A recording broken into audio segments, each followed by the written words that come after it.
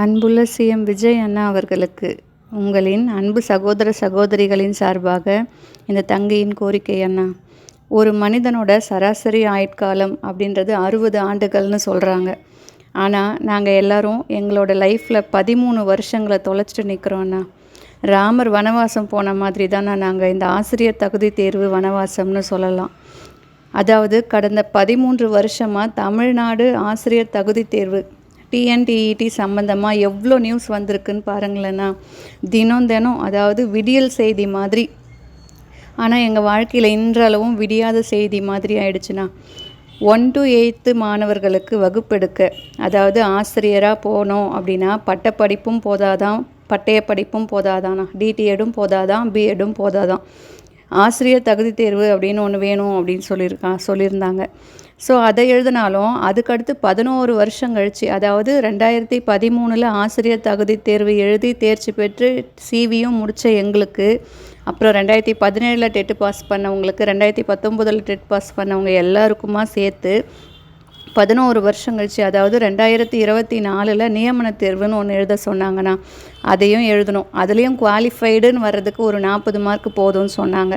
சரி, அதை தாண்டி எடுத்தாலுமே இன்னமும் அதுலேயுமே கொஞ்சம் பேரை மட்டும் பணி நியமனம் செஞ்சுட்டு மீதி எல்லாரையும் அப்படியே விட்டுட்டாங்க. நாங்கள் எல்லாருமே இன்னமும் வெளியிலே நிற்கிறோம். இந்த 13 வருஷமாக தமிழ்நாடு ஆசிரியர் தகுதி தேர்வு மட்டுமே நாங்கள் எழுதிட்டு காத்துட்ருக்கலண்ணா. நிறைய கவர்மெண்ட் எக்ஸாம்ஸ் டிஎன்பிஎஸ்சி டிஆர்பிலாம் எழுதணும். ஆனாலுமே எங்களால் உள்ளே போக முடியாமல் இன்னமும் வெளியில் தான் இருக்கோம். அதுக்காக நாங்கள் யாரும் தகுதி இல்லாதவங்க அப்படின்னு ஆகிடாதுண்ணா. எங்களோட குடும்ப சூழ்நிலை, எங்களால் கோச்சிங் கிளாஸ்லாம் போய் படிக்க முடியாது. எங்களோட சிலபஸ், அவங்க அனுப்புகிற ஒரு சிலபஸ் வேறு மாதிரி இருக்குது, வர்ற கொஷின்ஸ் வேறு மாதிரி இருக்குது. இதுக்கு எல்லாமே காரணம் நாங்கள் இல்லைண்ணா. அதுலேயும் நிறைய சூழ்ச்சி இருக்குது எங்களால் ஜாப்க்கு போக முடியாத ஆனதுக்கும். ஃபஸ்ட்டு தமிழ்நாடு ஆசிரியர் தகுதி தேர்வு டிஎன்டிஇடி அப்படின்னா என்னன்னு சொல்லிடுறேண்ணா. 2012 டிடிஎட் அண்டு பிஎட் முடித்தவங்களுக்கு ஆசிரியர் பணி வேலை வாய்ப்பு கிடைக்க டிஎன்டிஇடின்னு ஒரு தகுதி தேர்வு கொண்டு வந்தாங்கண்ணா. யார் அப்படின்னு பார்த்தீங்கன்னா மாண்புமிகு நம்ம ஜெயலலிதா அம்மா அவர்கள். அந்த வருஷம் குறைவான கால அவகாசம் தானே கொடுத்தாங்க. அதாவது 1.5 மணி நேரத்தில் 150 கொஷின் ஷேட் பண்ணணும். சிலபஸ் என்னன்னே எங்களுக்கு அந்த அளவுக்கு ஃபஸ்ட்டு வைக்கிற எக்ஸாம்ன்றதுனால எங்களுக்கு தெரியாமல் போச்சு. அது மட்டும் இல்லாமல் எங்கள் கையிலலாம் ஃபோனு அந்த மாதிரிலாம் அப்போல்லாம் எதுவுமே இல்லைண்ணா. அந்த ஸ்பாட்டில் எங்களால் பார்த்துக்கவும் முடியல. என்ன சிலபஸ், என்ன வரும், எவ்வளோ டைமிங், அதெல்லாம் எதுவுமே தெரியாத ஒரு காலகட்டத்தில் நாங்கள் போயிட்டு எழுதினோம். ஆனால் எங்களால் 90 மார்க் எடுக்க முடியாமல் நிறைய பேர் நின்றுட்டோம். ஏன்னா 1.5 மணி நேரத்தில்ன்றது 150 கொஷின் எங்களுக்கு டைமிங் பத்தலை. அதுலேயும் ஒரு 2000 பேர் பாஸ் பண்ணியிருந்தாங்க 90 மார்க் எடுத்தவங்க. அவங்கள எல்லாருமே உடனே ஜெயலலிதா அம்மா என்ன பண்ணாங்க, வேலைக்கு போட்டாங்க. ஆனாலும் ஆசிரியர் பற்றாக்குறை நிறைய இருந்ததுனால அவங்க உடனே திரும்பவும் எக்ஸாம் வச்சாங்கண்ணா. அதே டிஎன்டிஇடி எக்ஸாம் திரும்பவும் வச்சாங்க. 3 மணி நேரமாக டைமை மாற்றிட்டு திரும்பவும் வைக்கும்போது எல்லாராலையுமே 90 மார்க் திரும்பவும் கொஞ்சம் பேர் எடுக்க முடியல. கொஞ்சம் பேர் தான் எடுத்தாங்க, நிறைய பேரால் எடுக்க முடியல. ஸோ 82 மார்க் எடுத்தால் போதும், அவங்களுக்கெல்லாம் பணி வாய்ப்பு கொடுங்க அப்படின்னு சொல்லிட்டு அவங்க ஆர்டர் போட்டாங்க. நாங்களும் 2013 மார்ச்சில் 82 மார்க்குக்கு மேலே எடுத்தவங்க எல்லாருமே சிவி முடிச்சிட்டோம். அந்த சிவியில் என்ன பண்ணாங்கன்னு பார்த்தீங்கன்னா வெயிட்டேஜ் சிஸ்டம் அப்படின்னு ஒன்று கொண்டு வந்தாங்கண்ணா. 10th 12th டிடிஎடு பிஎட் மார்க்கு இது எல்லாத்துக்கும், இந்த டெட்டில் எடுத்த மார்க் எல்லாத்துக்கும் கால்குலேட் பண்ணி ஒரு வெயிட்டேஜ் மார்க்குன்னு ஒன்று கொடுத்தாங்கண்ணா. அந்த வெயிட்டேஜ் மார்க்கில் எங்களால் உள்ளே போக முடியாமல் ஆயிடுச்சு. ஏன்னா ரீசெண்டாக முடிச்சுட்டு 10th 12th முடித்தவங்க நிறைய மார்க் ஸ்கோர் பண்ணியிருந்தாங்க. நாங்கள் ஒரு 10 வருஷத்துக்கு முன்னே படிக்கும்போது 307 தானே என்னோடய ஸ்கூல் 3rd ரேங்க்கு. ஆனால் 10 வருஷத்துக்கு அப்புறம் படிச்சுட்டு இந்த டெட் எக்ஸாம் எழுதினவங்க பார்த்திங்கன்னா 10th மார்க் 450 ஸ்கோர் பண்ணியிருந்தாங்க. 12th 1100 எடுத்திருந்தாங்க. அவங்களுக்கு வெயிட்டேஜில் நிறைய மார்க் கிடச்சிது. அவங்களில் பாதி பேர் உள்ளே போயிட்டாங்க. அதாவது ரீசெண்டாக படித்தவங்க உள்ளே போயிட்டாங்க. நாங்கள் ஒரு 10 வருஷத்துக்கு முன்னே 10th 12th படித்தவங்க எல்லாருமே திரும்பவும் வெளியில் நின்றுட்டோம். ஆனால் ஏஜ் அடிப்படையில் பார்த்திங்கன்னா நாங்கள் ரொம்ப வயசில் மூத்தவங்களாக இருந்தோம். எங்களோட இளையவர்கள் வேலைக்கு போயிட்டாங்க. அதுலேயும் எங்களுக்கு தோல்வி தானா. அதுக்கு பிறகு 2024 வரைக்கும் நீங்கள் லிஸ்ட் எடுத்து பாருங்கன்னா ஒரு டீச்சர்ஸ் போஸ்டிங் கூட போடலை. 2013 டெட்டு வெயிட்டேஜ் வச்சு உள்ளே போனவங்களோட லாஸ்ட்டுனா, அதுக்கப்புறம் இந்த வெயிட்டேஜ் சம்மந்தமாக நிறைய கோர்ட்டில் கேஸு அது இதுன்னு போராட்டம், எங்களோட கோரிக்கைகளெல்லாம் அவங்க கவர்மெண்ட்டுக்கு நாங்கள் எடுத்துகிட்டு போனோம். எதுவுமே எங்களுக்கு நிறைவேறாமல் போயிடுச்சு. அதுக்கப்புறம் 2024 வரைக்கும் எந்த ஒரு ஆசிரியர் நியமனமுமே பண்ணலை. என்னோட கேள்வி என்னென்னா, நாங்கள் எல்லோரும் 2013 டெட் பாஸ் பண்ணி சிவி முடித்தோம். 2017 டெட் பாஸ் பண்ணி சிவி முடித்தோம். ஆனால் 2018 ஒரு ஜிஓ போட்டாங்கண்ணா, தகுதி வாய்ந்த ஆசிரியர்களை நாங்கள் தேர்ந்தெடுக்கணும். ஸோ எங்களுக்கு நியமன தேர்வு வைப்போம். அதாவது எல்லாருக்கும் நியமன தேர்வு வச்சு அதோட அடிப்படையில் தான் நாங்கள் ஆசிரியர்களை நியமிப்போம் அப்படின்னு சொன்னாங்க. அதாவது இவங்க தான் என்ன பண்ணாங்கன்னா, தேர்தல் அறிக்கையில் நாங்கள் ஆட்சிக்கு வந்தோம் அப்படின்னா நியமன தேர்வு இன்றி டெட் அடிப்படையில் பணி வழங்குவோம் அப்படின்னு உறுதி கொடுத்தவங்களே அதே அரசு 2018 வந்த ஜிஓ படி 2024 நியமன தேர்வு வச்சாங்கண்ணா. 2013, 17, 19, 22 இதில் எழுதின எல்லா டீச்சர்ஸ்க்கும் சேர்த்து 2024 நியமன தேர்வு அப்படின்னு ஒன்று கொண்டு வந்தாங்க. அதில் குவாலிஃபைடு ஒன்லி அப்படின்னு 40 மார்க் எடுத்தால் குவாலிஃபைடுன்னு சொன்னாங்க. சரி, நாங்களும் எழுதணும். அதுலேயும் பார்த்திங்கன்னா ஹையஸ்ட் மார்க் எடுத்தவங்களை மட்டும்தான் போஸ்டிங் போட்டாங்க. ரொம்பவே கம்மியான பணி வாய்ப்பு மட்டும் வழங்கினாங்க. மீதி எல்லாருமே திரும்பவும் வேலை வாய்ப்பு கிடைக்காம நாங்கள் எல்லாருமே திரும்பவும் நின்றுட்டோம். இது சம்மந்தமாக நிறைய பேர் கோர்ட்டு கேஸு அப்படின்னு தானே போக வேண்டியதாகிடுச்சு. ஏன்னா வேறு வழி இல்லை.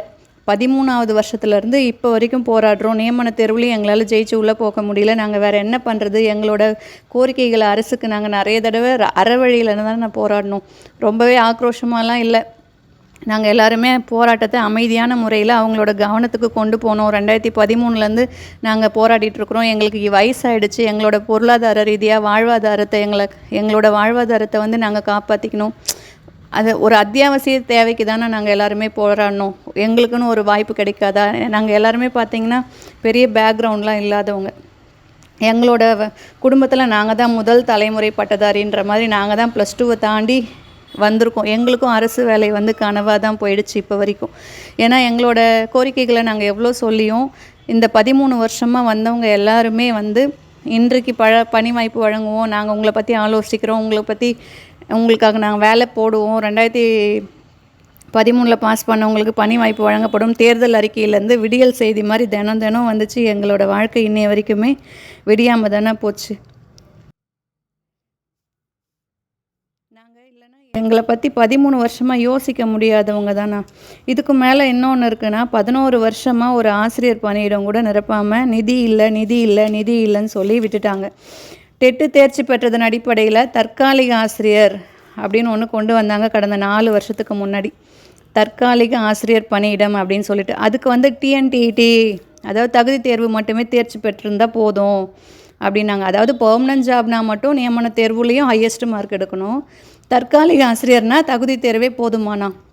ஆனால் அந்த தற்காலிக ஆசிரியர்களும் அதே மாணவர்களுக்கு தான் வகுப்பு எடுக்கக்கூடிய ஆசிரியர்களாக போகிறாங்க அப்படின்றது எந்த கவர்மெண்ட்டும் மைண்டில் வச்சுக்கல. அவங்களோட தேவை நிதி பற்றாக்குறை, அந்த ஒரு ரீசனை அடிப்படையாக வச்சு தற்காலிக ஆசிரியர் பணியிடம்னு கடந்த 4 வருஷத்துக்கு முன்னே போட்டாங்க.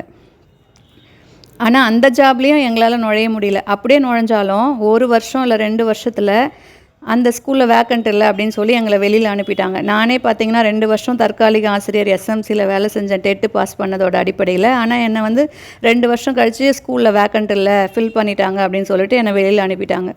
இப்போது தமிழ்நாடு ஆசிரியர் தகுதி தேர்வு தற்காலிக ஆசிரியர்களுக்கு போதும். ஆனால் பெர்மனண்ட் ஆகிறதுக்கு மட்டும் நியமன தேர்வு வேணும். அதையும் தாண்டி என்ன வேணும்னு எனக்கு தெரியல நான் இப்போ வரைக்கும்.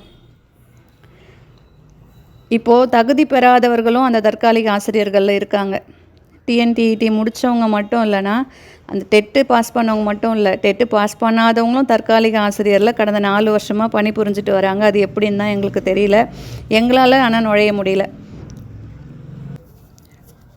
டெம்பரவரியாக போட்டால் டிடிஎட் பிஎட் குவாலிஃபிகேஷனே போதும் போல் இருக்குண்ணா. ஆனால் டெட்டு முடித்தவங்களுக்கு தான் தற்காலிக ஆசிரியர் பணியில் கூட நுழைய முடியாமல் இன்னமும் ப்ரைவேட்டு ஸ்கூலில் 5000 ரூபாய் 7000 ரூபாய் சம்பளத்தில் எங்கள் வாழ்க்கையை ஓட்டிகிட்ருக்குறோம்.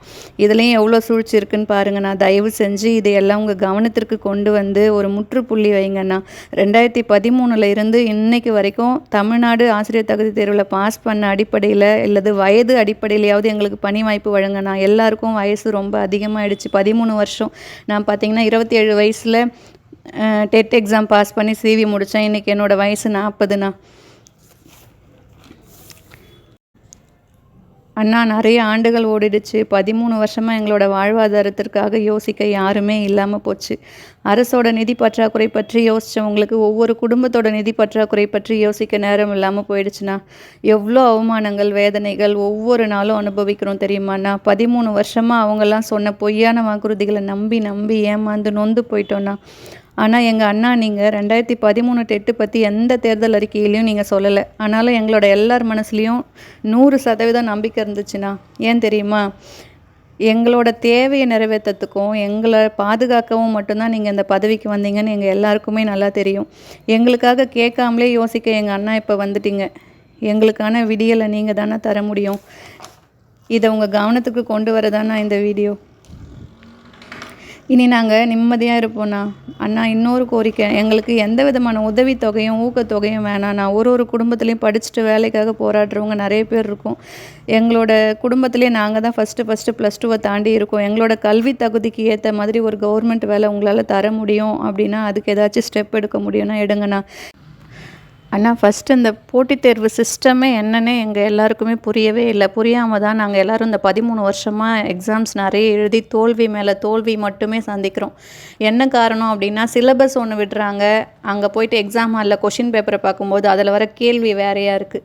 நாங்கள் இப்போது வரைக்கும் நான் இந்த 13 வருஷமாக என்னோட ட்ராவல் பண்ணுறது என்னை சுற்றி என்னோடய புக்ஸ் மட்டும்தான். நான் அத்தனை கொஷின்ஸ் படிக்கிறேன், அத்தனை சப்ஜெக்ட் படிக்கிறேன். ஆனாலுமே என்னால் ஒரு தேர்வில் கூட இன்னும் வரைக்கும் தேர்ச்சி பெறாமல் இன்னும் அந்த டெட் அடிப்படையில் மட்டுமே பணி கிடைக்குமா அப்படின்னு திரும்பவும் பின்னாடி போய் அந்த டெட்டு பற்றியே பார்க்க வேண்டிய நிலைமைக்கு நான் தள்ளப்படுறேன். இதுக்கு காரணம் நான் இல்லை, நான் போட்டித் தேர்வு அந்த சிஸ்டமே சரியில்லை. சிலபஸ் ஒன்று வருது, கொஷின்ஸ் ஒன்று வருது. கடந்த குரூப் 4 எக்ஸாமையே நீங்கள் எக்ஸாம்பிளாக எடுத்துக்கலாண்ணா. எத்தனை பேர் அவஸ்தைப்பட்டோம், எவ்வளோ எங்களோட உழைப்பே வீணாக போச்சு அப்படின்னு சொல்லி. 2013லேயே பாஸ் பண்ண எங்களுக்கு 2018 வந்த ஜிஓ எப்படின்னா பொருந்தோம். அது மட்டும் இல்லாமல் 2024 தான் அந்த ஜிஓ படி நாங்கள் நியமன தேர்வும் எழுதணும். 2013 பாஸ் பண்ணிவிட்டு சிவி முடித்த எங்களுக்கு 2024 ஒரு நியமன தேர்வு. இதுக்கு ஒரு வழியே இல்லாமல் போயிட்டுருக்குண்ணா. நீங்கள் தான் இதுக்கு கரெக்டான ஸ்டெப் எடுத்து எங்களோட வாழ்வாதாரத்தை பாதுகாக்கணும். அண்ணா, நீங்கள் இதுக்கான ஸ்டெப் எடுக்கும்போதே உங்ககிட்ட என்ன சொல்லுவாங்க அப்படின்னா, டெட் எக்ஸாம் பாஸ் பண்ணி வெயிட்டிங்கில் இருக்கிறவங்க லட்சக்கணக்கான பேர் இருக்காங்க சார், எப்படி அவங்க எல்லாருக்கும் பணி வழங்க முடியும் அப்படின்ற கேள்வி தான் உங்ககிட்ட முதல்ல வைப்பாங்க. ஆனால் நீங்கள் ஒரு ப்ராப்பராக ஒரு லிஸ்ட் எடுத்து பார்த்தீங்க அப்படின்னா லட்சக்கணக்கான பேர்லாம் இல்லைண்ணா, ஆயிரக்கணக்கான பேர் மட்டும்தான் இருக்காங்க. இது வரைக்கும் நியூஸில் எல்லாமே லட்சக்கணக்கான பேர் காத்துட்ருக்காங்கன்னு தான் போடுறாங்க. அவங்க ஒரு முடிவுக்கே வரவே இல்லை. இப்போது ஒருத்தரே 2013லேயும் பாஸ் பண்ணியிருப்பாங்க, 17லேயும் பாஸ் பண்ணியிருப்பாங்க, 19லேயும் பாஸ் பண்ணியிருப்பாங்கண்ணா. ஒருத்தரே பேப்பர் 1 பாஸ் பண்ணியிருப்பாங்க, பேப்பர் 2 பாஸ் பண்ணியிருப்பாங்க. எதுலையாவது ஒன்றுத்தில் பாஸ் பண்ணாத மட்டும்தானே அவங்க ஒரு கேண்டிடேட். ஆனால் இந்த விஷயத்தையே நாங்கள் அவங்க கவனத்துக்கு கொண்டு போக முடியல. ஃபஸ்ட்டு ப்ராப்பராக ஒரு லிஸ்ட் எடுத்து பார்த்தா தானே உங்களாலேயும் ஒரு தீர்மானத்துக்கு வர முடியும். அண்ணா, நீங்களே யோசிச்சு பாருங்களேண்ணா.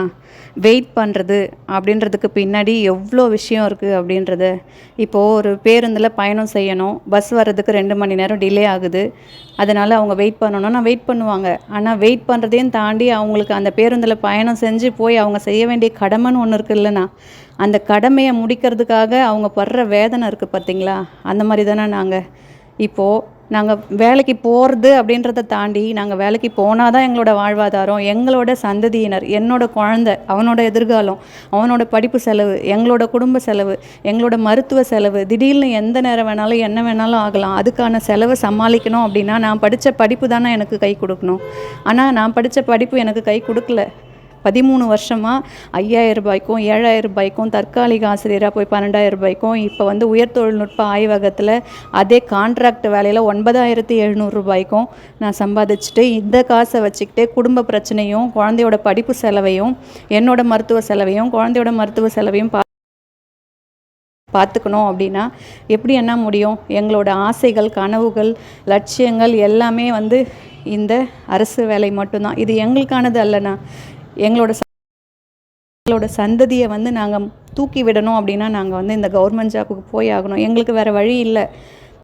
நம்ம கையில் இருக்கக்கூடிய 5 விரலுமே சமமாக இல்லாதப்போ, அதாவது எல்லாருமே ஒவ்வொரு குணத்தோடு இருக்கிறப்போ, எல்லாருக்குள்ளேயும் வேறு திறமைகள் இருக்கிறப்போ, போட்டித் தேர்வுன்னு ஒன்று கொண்டு அதில் எல்லாரும் ஒரே அளவான தகுதி தான் இருக்கணும் அப்படின்னு சொல்லி கொண்டு வர சிஸ்டம் ரொம்ப பெரிய தப்புண்ணா. அதையும் மீறி பாஸ் பண்ணிவிட்டு நாங்கள் வெளியில் இருக்கிறோன்னா அதுவும் ரொம்ப பெரிய கொடுமை தானேண்ணா.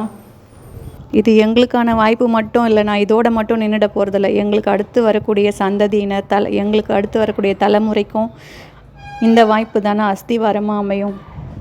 அவங்களோட முன்னேற்றத்துக்கும் நாங்கள் தானே அடித்தளம். அண்ணா, கடைசியாக இந்த தங்கையோட கோரிக்கை எல்லார் சார்பாகவும் என்ன அப்படின்னா, 2013 இப்போ வரைக்கும் டெட் எக்ஸாம் எழுதி தேர்ச்சி பெற்றதன் அடிப்படையிலையும் அல்லது வயது அடிப்படையிலையாவது எங்களுக்கு ஒரு பணி வாய்ப்பை வழங்கி எங்களோட வாழ்க்கையில் விடியலை ஏற்படுத்துங்க அண்ணா, தயவு செஞ்சு. இது அண்ணா, பொறுப்பு மிக்க ஒரு ஆசிரியர் பதவிக்கு மிகப்பெரிய தகுதியே பொறுமை தான் அண்ணா. நாங்கள் இந்த 13 வருஷமாக அந்த தகுதியை பெற்றிருக்கிறோம் பொறுமையோடு அப்படின்னு தான் நினைக்கிறேன். இந்த வீடியோ முழுக்க முழுக்க எங்களோட கோரிக்கையை உங்கள் கவனத்திற்கு கொண்டு வரணும் அப்படின்றதுக்காக மட்டும்தான் அண்ணா. இதில் நான் ஏதாவது தப்பாக பேசியிருந்தேன் என்னை மன்னிச்சிடுங்க. எங்களோட கோரிக்கையை எங்கள் அண்ணா நிறைவேற்றுவாங்க அப்படின்ற நம்பிக்கையில் உங்களோட சகோதர சகோதரிகள். தேங்க்ஸ் அண்ணா. ஃப்ரெண்ட்ஸ், இந்த வீடியோ மூலயமா நம்மளோட எல்லாரோட மனசில் இருக்கிற பாரத்தையும் நம்ம அண்ணா கிட்டே இறக்கி வச்சுருக்கோம் அப்படின்னு நினச்சி தான் நான் இந்த வீடியோ போட்டிருக்கேன். இது தயவு செஞ்சு நம்ம அண்ணாவோட கவனத்திற்கு கொண்டு செல்கிற வரைக்கும் ஷேர் பண்ணுங்கள். இதுலேயாவது நம்ம ஒற்றுமையாக இருந்தால் மட்டும்தான் இந்த ஆண்டாவது நம்மளுக்கு விடியல் வரும். தயவு செஞ்சு இதை ஷேர் பண்ணுங்கள். அண்ணாவோட கவனத்திற்கு போகிற வரைக்கும் இதையாவது நம்ம பண்ணுவோமே.